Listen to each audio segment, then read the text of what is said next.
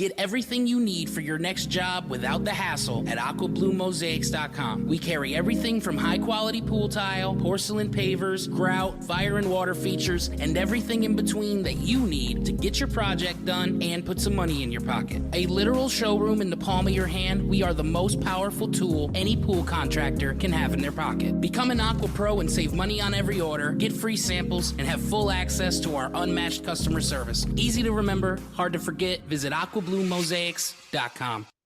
Thanks for joining us on another episode of Pool Magazine Podcast.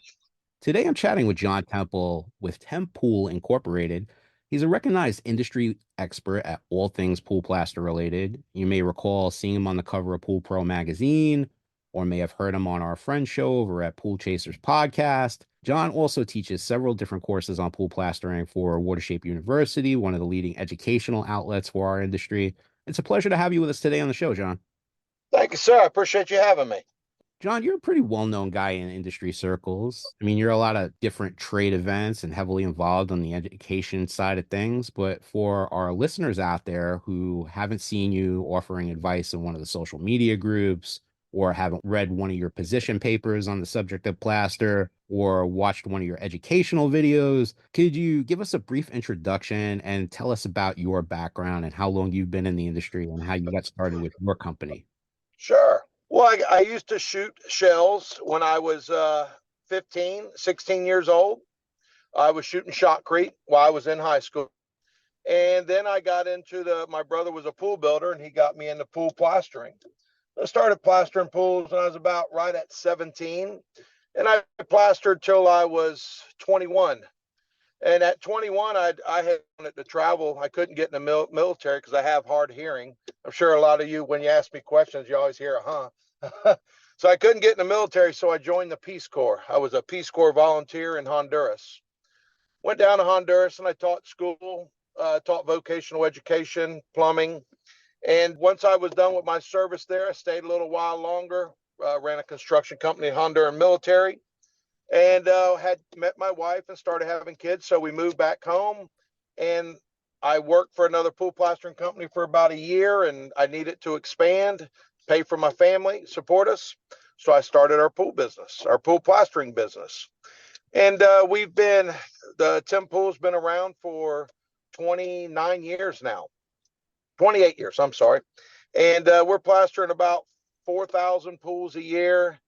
And we're running 8 crews now, and we do the prep, the plaster, the startup, and the maintenance. Just the maintenance on the pools that we started up. We maintain them for that first month. Our startup doesn't take a month, but we maintain that pool for a month. That's about what we've got going on. We teach a lot, and we're learning every day. Well, I see your social media, you're really active, and I know that you're not one of those pool owners that's sitting up in an ivory tower behind a desk somewhere. I mean, you're actually down in the hole doing the work with a lot of these guys and on a lot of these projects. Isn't that right? Yeah, I had to leave early to do this podcast. I plaster 2 pools a day at least, and then I don't use acid, I use pool wash, but I acid wash pools. I go prep pools. My truck is a F-350 box truck where I can go out and prep pools, remodels, new pools, plaster pools, pool wash pools, start pools up. I do it every day, 5 and a lot of times 6 days a week. Well, that's awesome. I know that pool plastering is a family business for you guys. I mean, your sons are in the trade with you too. I know I saw a post by one of them in pool plaster applicators and finishers saying that he was teaching classes with you. Isn't that right? Yeah, I get, man, I mean, you couldn't ask for anything more. I get to work with all 3 of my kids. And most of the guys that work with me have been with me for 20 years or more, and they started when they were in their teens. So basically all of them are my kids. So yeah, it's a big family, one big kind of dysfunctional family, but it works. That's awesome. Well, I know you're very active in the groups on social media, and one of the posts that recently caught my eye, you were responding to, and I guess it was like one of those typical posts that probably come up in your timeline every day is like, I had a plaster job go sideways on me, and who's to blame? And I know plastering a pool is a very touchy subject. If done right, you're the hero. I mean, it's your guys who are putting the final brush strokes on the Mona Lisa, and everybody cheers and goes home happy if things go right. But when things go sideways, that's when the finger pointing begins. Who's at fault? The builder blames the plaster guy. The plaster guy blames the startup guy. And the startup guy blames the homeowner. And round we go. Can you share some common challenges or misconceptions surrounding pool plastering that lead to the blame game between builders, plasterers, startup pros, and the homeowners? Sure. Our whole industry is about that blame game. In the past, when I grew up, you built the whole swimming pool. Now it's so subbed out. There's a lot of working pieces into making that homeowner happy. That's our end goal. So when we started diving into it, I was just plastering and I didn't want, you know, I've said it a million times. Hey, that's bad startup. That's bad chemistry. That's bad maintenance. And that got too old because you're still in that fight. You're meeting those homeowners after work. The homeowners are mad, so we started figuring out what we could do to make it a better process. And in doing so, we came up with different ways. A lot of people say, well, that's a lot of extra steps. But in the end, it's less steps and it's less argument. We take responsibility for that pool. When they send over the work order for us to prep that pool, it's our pool. We have the homeowner sign off after a month that there's nothing wrong with that pool. And we've come up with a system to where, we haven't had a scaled pool in over 20,000 swimming pools.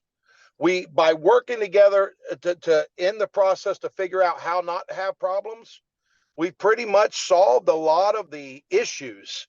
And I'm not saying that everybody has done it wrong. We just didn't know any better.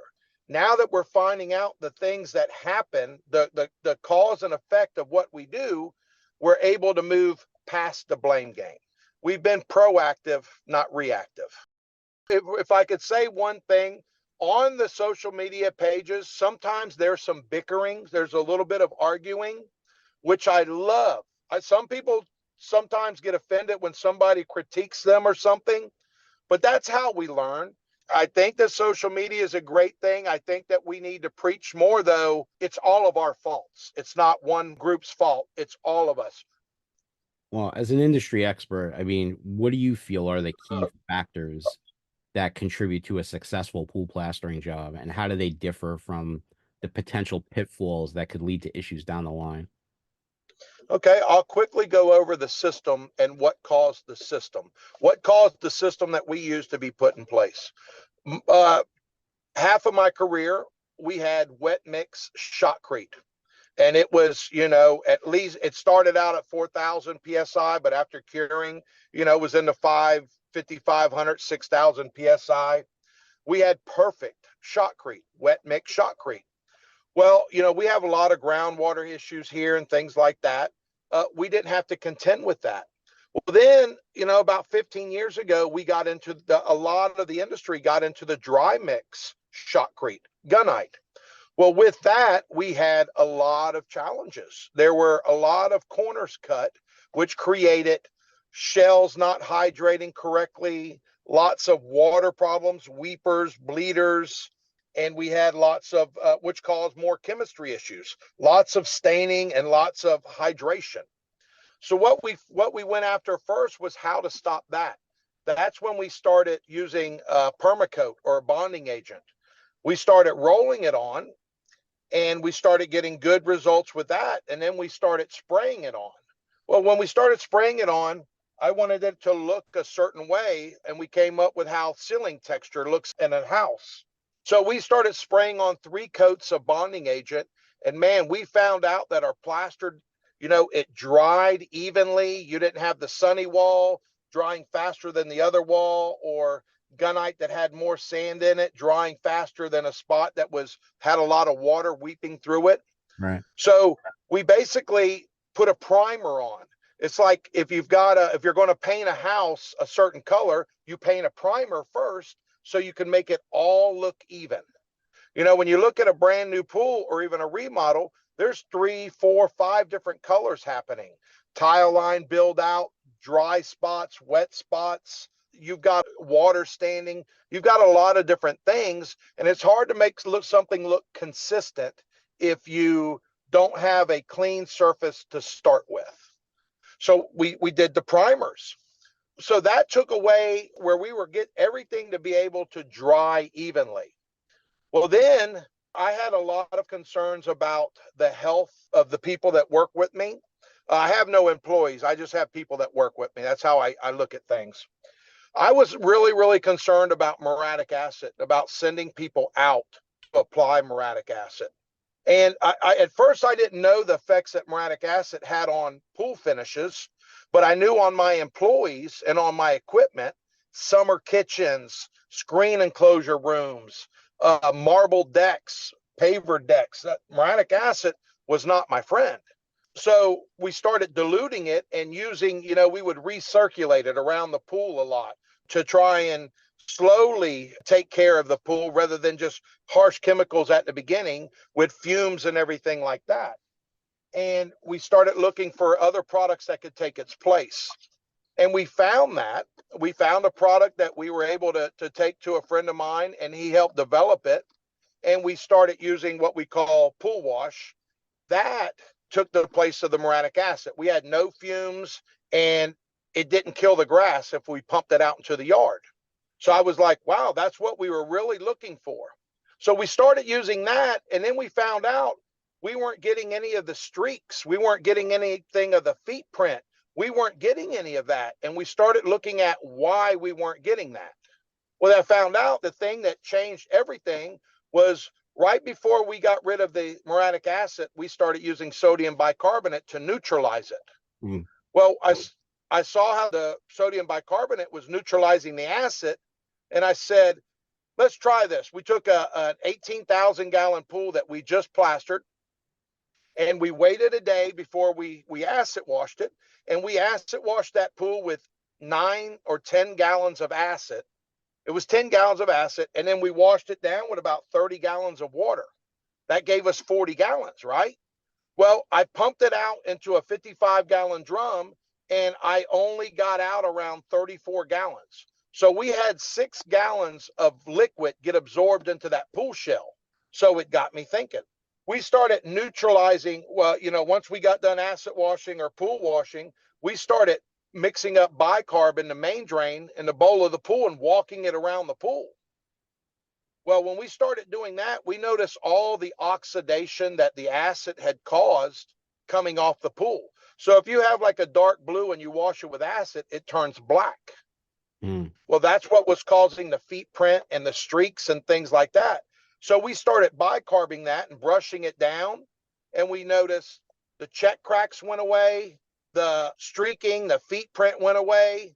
And then we were able, when we filled the pool up, we noticed we did not have any plaster dust, 0 plaster dust. Wow. So once we had 0 plaster dust, we were starting our own pools up by then because we were basically hot starting every pool. When we started seeing we had no plaster dust, we started testing the water. It's a lot of people, when they do a pool, they just say, hey, that's 8,000 gallons. That's an automatic 5 gallons of acid, turn the pool on, and let's do a hot start. We started checking that pool, and we found out it did not take 28 days to get that chemistry under wrapped. It took us about 2 or 3 days. We fell into that horrendous startup with filling that pool up with balanced water, using the sodium bicarbonate, not having any plaster dust. Man, we had a perfect looking pool. Then we found out that we had no more scaling pools. Scaling pools went away. Hot startups went away. We had an incredible looking pool from day one. From day one, that went away. Well, what we found out by doing that, we didn't have the stains from day one. We didn't have the stains 5 or 6 months later either. I believe that all the problems that we were causing were coming from that 100% muriatic acid wash and those hot startups. I believe that is where our whole focus changed. I mean, we're good pool plasterers, and if you take 50 pool plasterers, there's only 2 or 3 that don't do a good job plastering. I mean, there's some creative and talented people in our industry, but they stop at the pool plastering and then it turns into a blame game. When they're done plastering that pool and it's wet, it looks great. It's when it's drying is when the problems happen. You're not That's when the blame game starts. you're not the first pool pro I've heard tout the horrendous startup method. I mean, a lot of guys are switching to it. Well, the Orenda startup balanced water versus aggressive water, it got me reading. And when I was reading about the American Portland Association of America and things like that, man, I started seeing where we were making some mistakes with some chemistry and it was causing the problem. We did a white paper and it says if you wash Portland cement product with something with a 0 pH, you are going to cause chalking, spalling, spot etching. Those are all the problems we have in our industry. The chalking is plaster dust. It's great to hear you say it because I read that white paper that you wrote and your position paper that you wrote with Paolo was good too. Yeah, and the thing about it is people don't like change too much.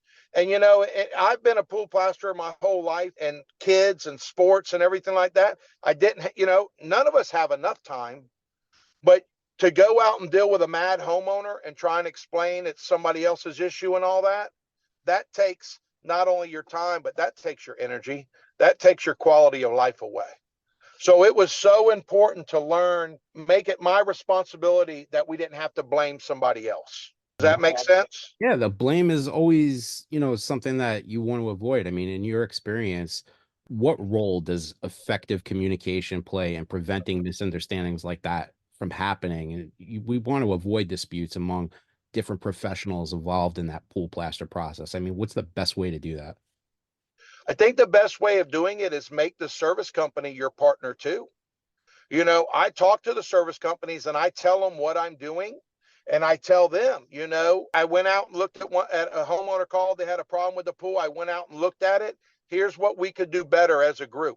On the maintenance. I had a pool where they had a big stain in the shallow end to the deep end. Well, that's right where the truck parked, where they unloaded the chemicals, and they were just walking from the truck to the back and pouring them right in the shallow end. It would go down and go to the deep end.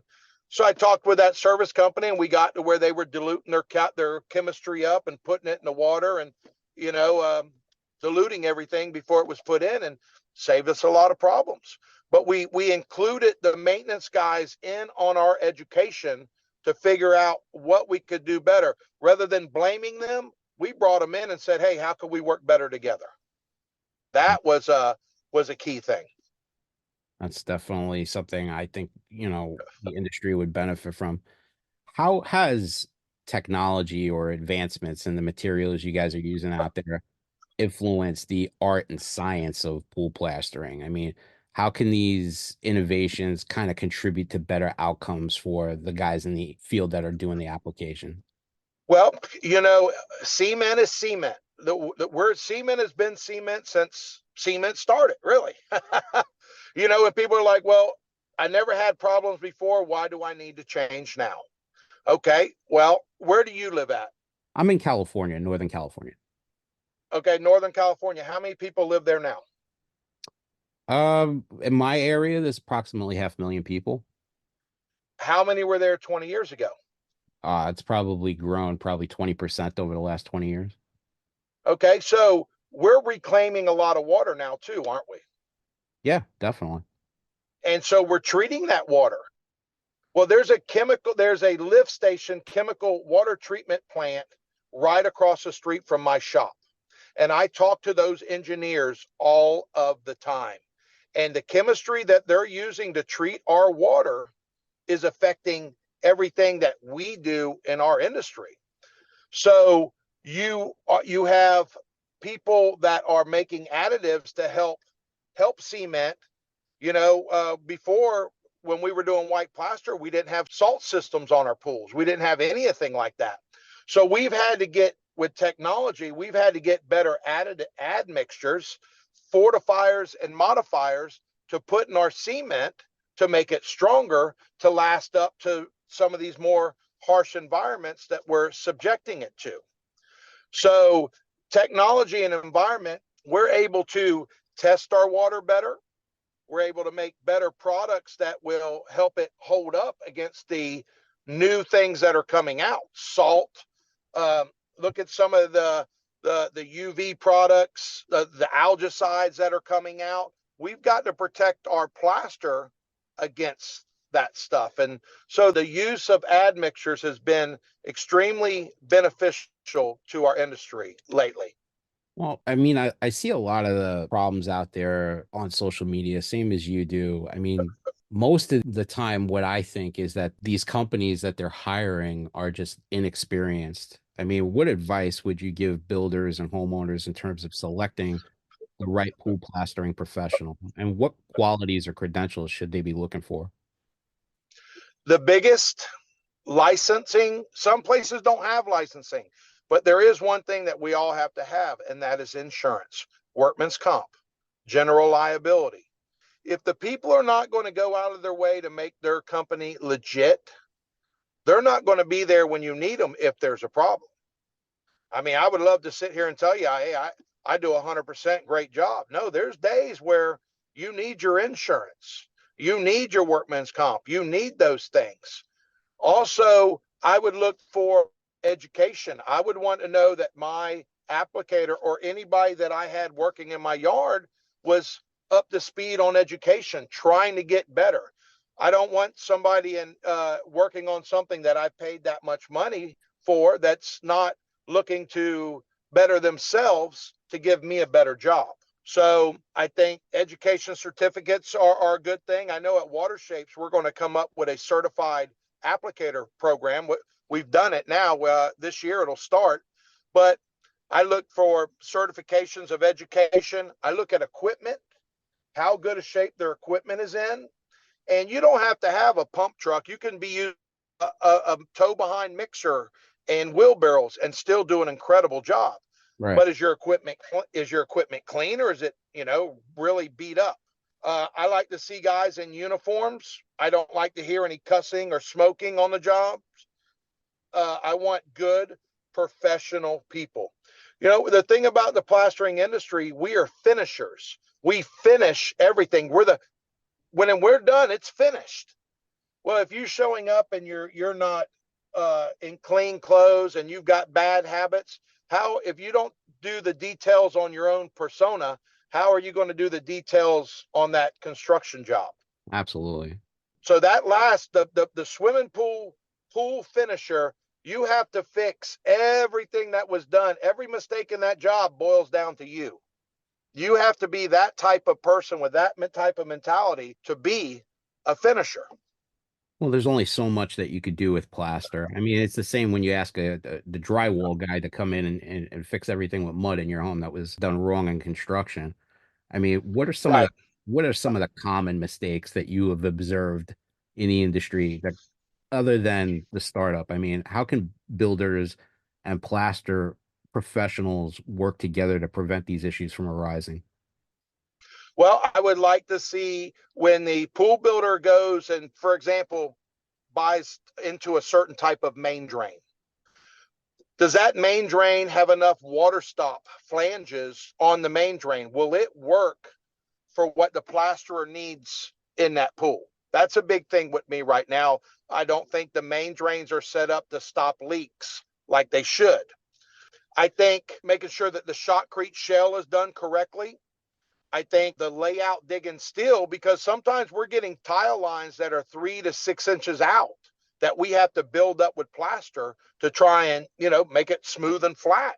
Lots of cracks in the shotcrete where they're making the mix too wet for the floors, putting fittings, lights or return fittings on the edges of the steps where we have to run our outside radius to put that nice round corner on it. Making lights too low or aimed at the floor is another issue that we should be addressing. The light should point up towards the tile and not directly towards the floor.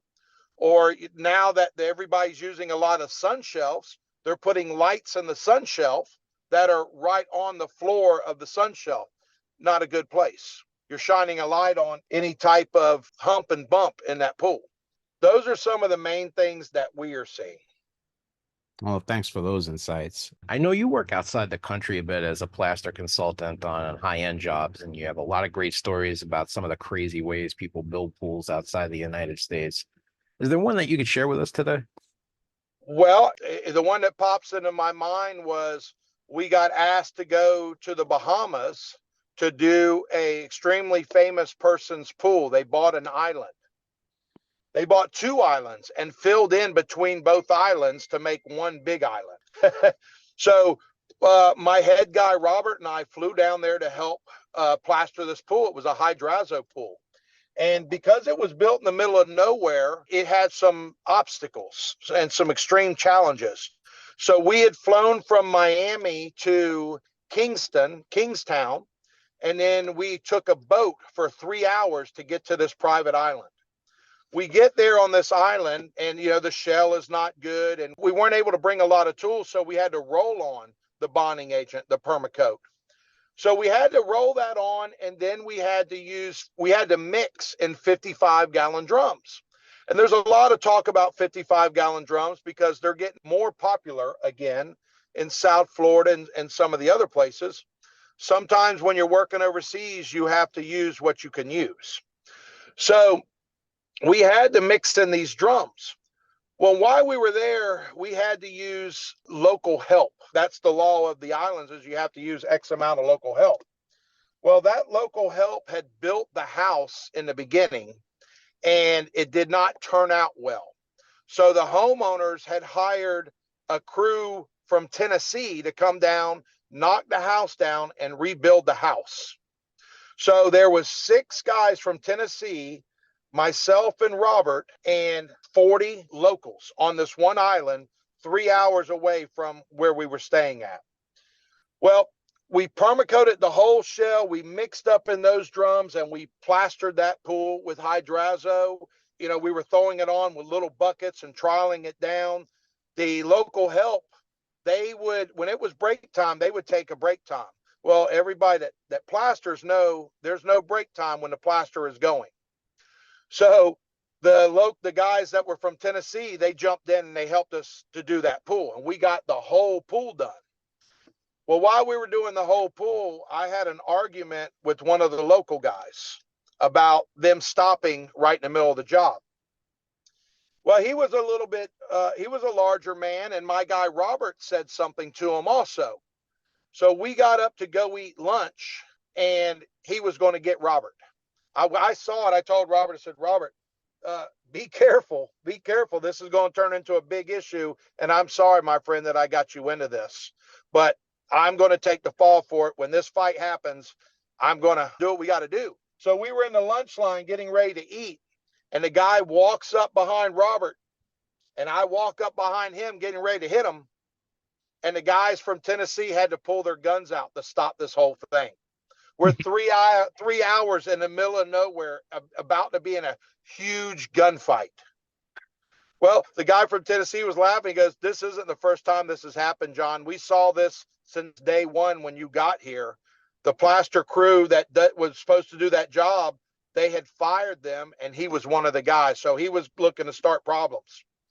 So the guys from Tennessee listened to us, and they took over that whole job after we were done. After we polished it and filled it up, we talked on the phone all day and followed some basic water chemistry questions. And the thing about the water chemistry question that I did not know at that time was that they were using a reverse osmosis system to get fresh water. Well, if you use that system, it takes everything out of that water. It makes it a 0. So it had a pH of like 3 and an alkalinity of like 20. I did not know that.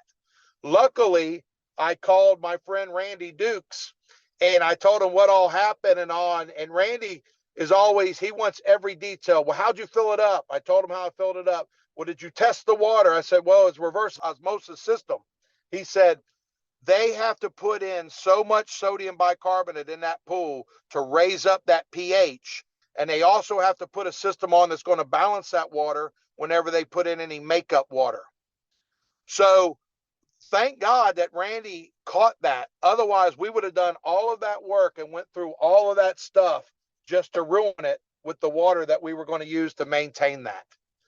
Man, to do a job takes everybody to be involved with good, positive education and good, positive information and an open mind to get a job done sometimes. That's a crazy job. John, you're a wealth of information. I mean, thanks thanks so much for checking in to chat with us today about this topic. I mean, you put a lot of great information out there, and I think it's important for folks in the industry to hear this kind of stuff. That's all the time we have left for today. Make sure to like, subscribe, follow, and we'll catch you next time on another episode of Pool Magazine Podcast. Get everything you need for your next job without the hassle at AquaBluMosaics.com. We carry everything from high-quality pool tile, porcelain pavers, grout, fire and water features, and everything in between that you need to get your project done and put some money in your pocket. A literal showroom in the palm of your hand, we are the most powerful tool any pool contractor can have in their pocket. Become an Aqua Pro and save money on every order, get free samples, and have full access to our unmatched customer service. Easy to remember, hard to forget. Visit AquaBluMosaics.com.